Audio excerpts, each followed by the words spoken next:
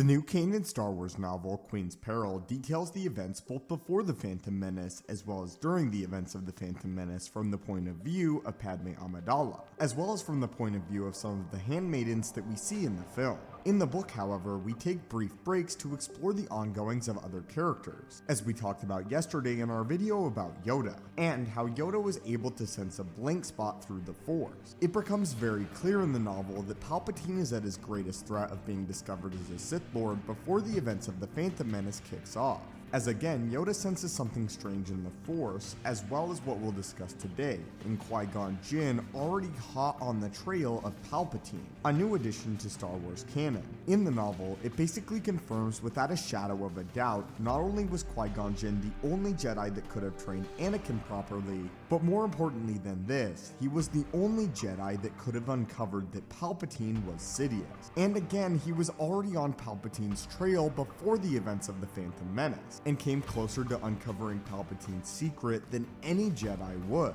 even in the years that would follow. In the small interlude, it covers Qui-Gon Jinn going over taxation bills from the Trade Federation, and he actually senses that something may be very, very wrong, as he tells Obi-Wan that the taxation bills make no sense. In the novel, both he and Obi-Wan are looking through the records, as they both find them very strange. It is made clear that the Force itself is trying to tell Qui-Gon Jinn something, but that he is unable to determine exactly what it is. Nonetheless, he senses something off, and a huge plot afoot. Here it is made very clear that Qui-Gon Jinn is the only Jedi in touch enough with the living Force to be able to sense that something is truly wrong, as the other Jedi show very little concern for Palpatine. What Qui-Gon Jinn is actually sensing is Palpatine making way for the Trade Federation to rise to power, with Palpatine moving these pieces along to help explain away the clone troopers and therefore begin the Clone War. In the book, Palpatine's plan is made more clear that the Clone Wars is meant to be just as much of a distraction for the Jedi as much as it is a grab for power for himself.